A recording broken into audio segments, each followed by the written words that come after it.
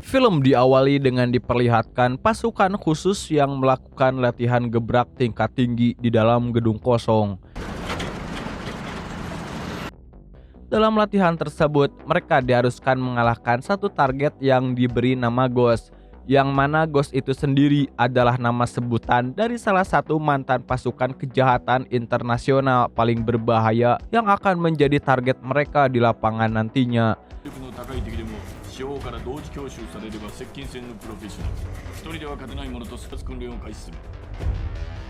Namun sayangnya di tengah latihan itu, seorang pria misterius tiba-tiba muncul dan membunuh pasukan tersebut hanya dengan menggunakan sajam.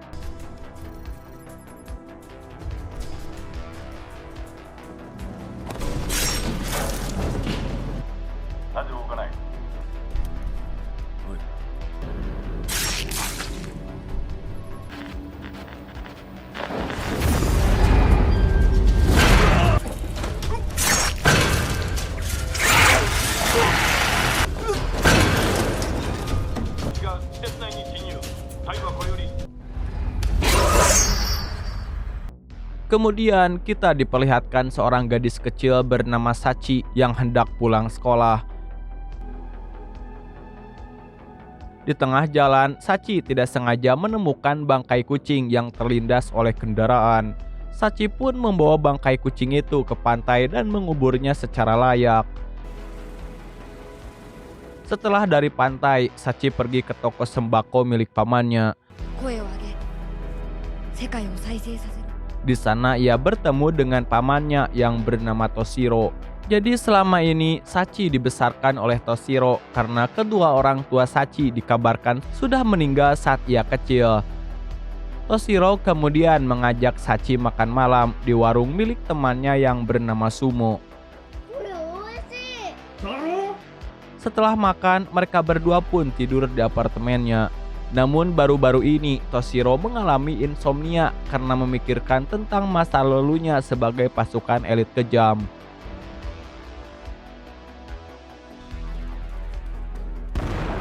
Rupanya Toshiro ini adalah salah satu pasukan yang disebut sebagai Ghost.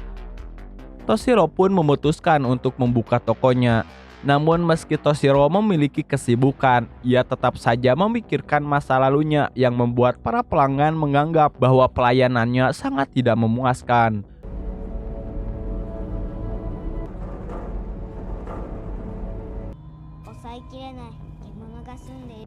Di hari berikutnya, Toshiro sengaja pergi ke seorang dokter untuk berkonsultasi mengenai keluhan yang ia alami sehari-hari. Toshiro mengatakan kepada dokter kalau sudah 7 hari dirinya sering bermimpi dan memikirkan tentang pembunuhan yang ia lakukan saat masih menjadi pasukan elit. Namun bukannya merasa ngeri, Toshiro malah mengaku kalau setiap dirinya melakukan pembunuhan di masa lalu, perasaannya akan menjadi lebih tenang. Toshiro juga mengaku kalau dirinya masih memiliki insting yang kuat dalam membunuh lawannya. Singkat cerita, saat Toshiro sedang jaga toko, tiba-tiba ia didatangi dua orang penjahat yang ingin memalak Toshiro. Bukannya melawan, Toshiro malah memberikan uangnya secara cuma-cuma dan mengganti uang yang diambil dengan uang simpanannya. Saat jam istirahat tiba, Toshiro kemudian mengajak Sachi untuk menemui temannya yang bernama Kenji, yang mana ia sedang dirawat di rumah sakit. Rupanya Kenji ini adalah rekan Toshiro saat masih menjadi pasukan kejahatan. Namun pada suatu misi, Kenji mengalami cedera dan harus dirawat di rumah sakit sampai saat ini karena mengalami kebutaan dan lumpuh di bagian kakinya. Setelah menjenguk Kenji, Toshiro dan Saji memutuskan untuk pulang ke apartemennya. Namun saat di tengah jalan, Toshiro tiba-tiba merasakan ada yang tak beres. Seolah-olah Toshiro ini merasakan ada ancaman dari seseorang yang akan datang kepadanya. Maka dari itu, Toshiro pun menyuruh Sachi untuk pulang duluan, sedangkan dirinya akan mencari seseorang tersebut. Ketika Toshiro tiba di tempat penyeberangan, ia melihat pria kurus berjas di seberang yang diyakini sebagai ancaman. Di saat itu juga,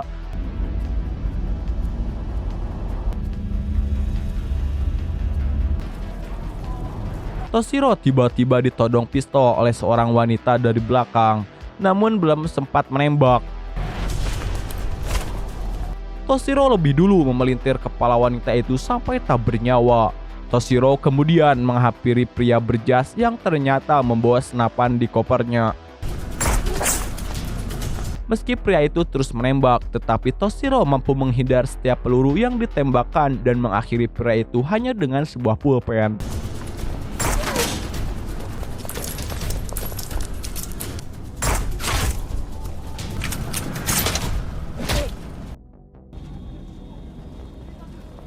Di malam harinya di kedai sumo, kita diperlihatkan seorang pria bernama Phantom yang menginstruksikan anak buahnya yang bernama Casper untuk membunuh Ghost atau Toshiro. Rupanya Phantom ini adalah seorang mantan jenderal yang menciptakan organisasi kejahatan internasional tersebut, di mana Toshiro adalah salah satu anggota terbaiknya. Dan alasan Phantom memburu Toshiro karena 3 tahun yang lalu Toshiro melakukan pengkhianatan setelah mengetahui bahwa Phantom menculik anak-anak untuk dilatih menjadi penjahat. Tidak cuma itu, Toshiro juga membawa salah satu anak dan merawatnya sampai saat ini. Dan anak itu rupanya adalah Sachi. Sementara itu, Toshiro yang sedang makan tiba-tiba merasakan ancaman yang kedua kalinya. Ia pun pamit kepada Sachi dan pergi ke toko sembakonya. Di tengah jalan, Toshiro diserang oleh antek-antek Phantom yang penampilannya sama sekali tidak mencurigakan.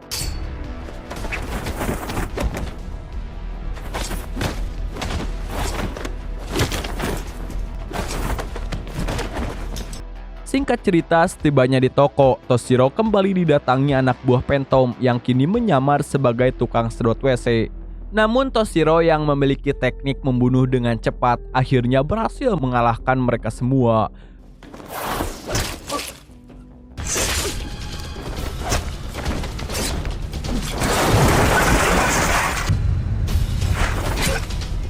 Kemudian Toshiro didatangi 2 orang pria, tapi kali ini mereka bukan antek Phantom, melainkan orang suruhan Kenji yang ditugaskan untuk membantu Toshiro. Mengetahui kalau hari ini dirinya diburu, Toshiro pun pergi ke telepon umum untuk menelpon Sachi bahwa dirinya ada pekerjaan tambahan. Namun begitu sampai di telepon umum, lagi-lagi ia diserang oleh anak buah Phantom yang menyamar sebagai wanita malam.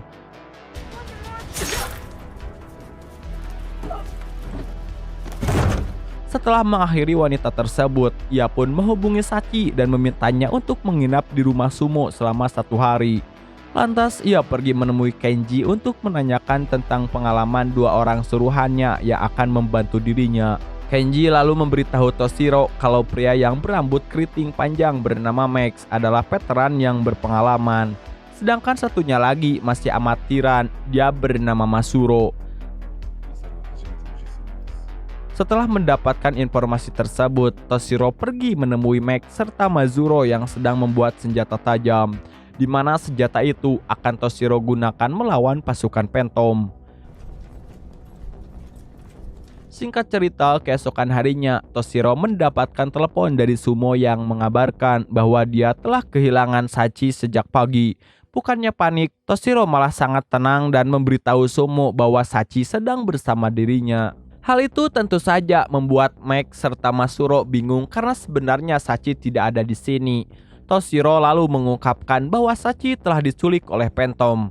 Tapi untungnya Toshiro sudah menanamkan chip GPS di pakaian Sachi sehingga Toshiro mengetahui keberadaan Sachi yang kini berada di markas rahasia Phantom.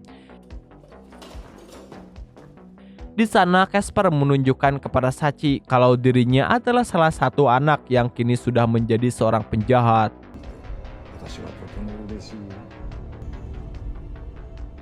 Di keesokan harinya lagi, Toshiro, Max, dan Masuro kemudian pergi ke markas Phantom yang terletak di tengah hutan. Namun sebelum ke sana, Toshiro menginstruksikan Max dan Masuro untuk menuju ke markas melalui sisi kanan. Sedangkan dirinya akan pergi memancing perhatian anak buah Phantom yang sedang berjaga di tengah hutan. Setelah dirasa cukup paham, Toshiro lalu mulai membunuh para penjaga satu persatu.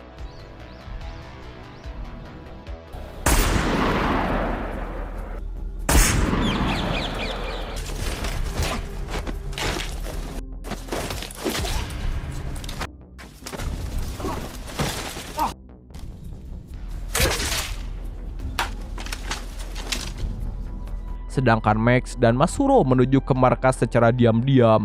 Namun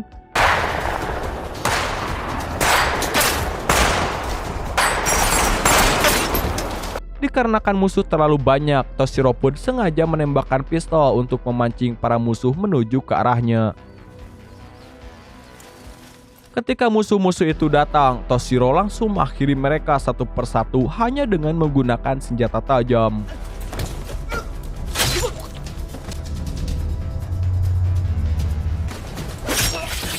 Tidak cuma itu, Toshiro juga mampu menghindari setiap peluru yang ditembakkan oleh mereka.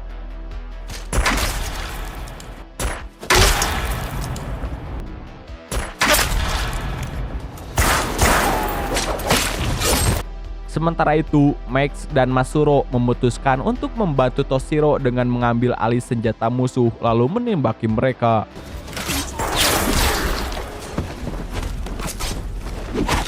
Di tengah pertempuran, tiba-tiba sosok pria misterius di awal film muncul membunuh para anak buah Phantom.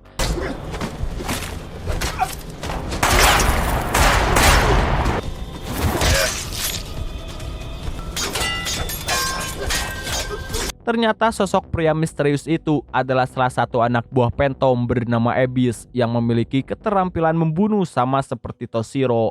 Namun kedatangan Abyss ke sini bukan untuk membantu Toshiro melainkan memburunya, karena Toshiro ini sudah tidak lagi satu visi dengannya. Masuro dan Max kemudian berpencar untuk menghabisi lebih banyak musuh, namun begitu Masuro berpisah, ia pun dihadapkan dengan Casper yang secara langsung menyerangnya dengan sebuah parang.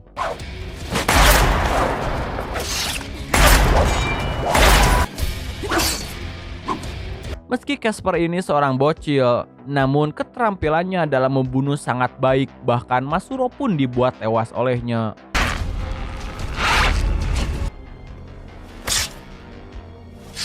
Setelah mengakhiri Masuro, Casper kemudian menghadapi Toshiro. Namun tentu saja Casper dengan mudah dikalahkan oleh Toshiro.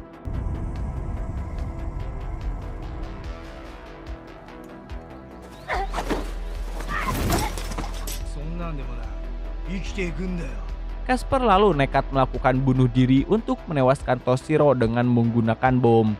Tapi sayangnya bom itu tidak bisa meledak karena Toshiro lebih dulu memotong kabel pemicunya.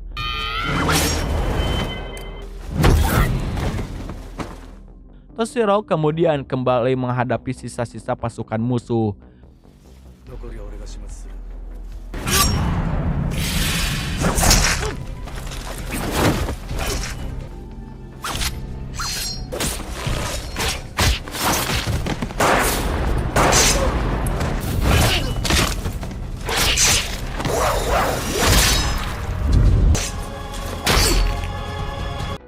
Setelah mengalahkan mereka, Toshiro bertemu dengan Abyss yang menantang Toshiro untuk bertarung.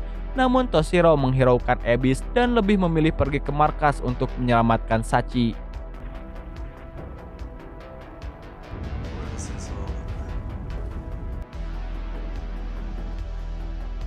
Di dalam markas, Toshiro kembali bertarung melawan anak buah Phantom.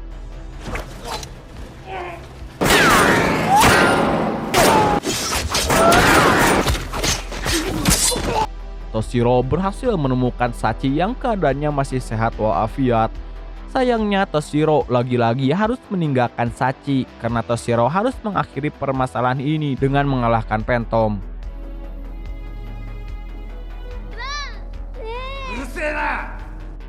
Ia lalu pergi ke ruangan lain dan menghadapi puluhan anak buah Phantom.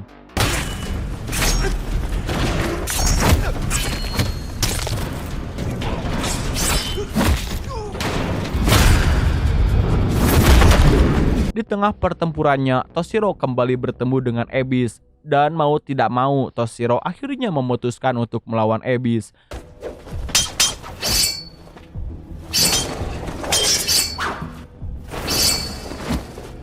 Keduanya terlihat sama-sama hebat dalam melakukan serangan. Namun Toshiro yang memiliki visi kebaikan akhirnya berhasil mengalahkan Abyss.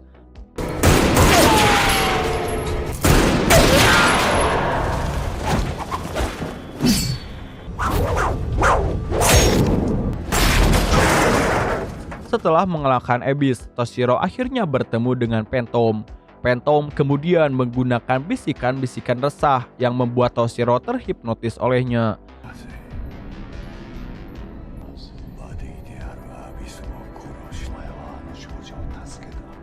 Di saat itulah Phantom mengambil kesempatan itu untuk mengakhiri Toshiro dengan menggunakan belati. Namun ketika belati itu menempel di leher Toshiro, Toshiro tersadar dan langsung membunuh Phantom dengan gerakan yang sangat cepat. Tapi meskipun begitu, pergerakan Toshiro sendiri malah membuat lehernya tergores oleh belati Phantom dan akhirnya Toshiro mengalami pendarahan lalu meninggal. Di hari berikutnya, Sachi dan Max pergi ke pantai, di mana Sachi mengubur kenangan milik Toshiro berupa buku kasbon. Dari sinilah kita bisa menyimpulkan bahwa mereka berdua mengetahui Toshiro benar-benar tidak selamat dalam pertarungan terakhirnya.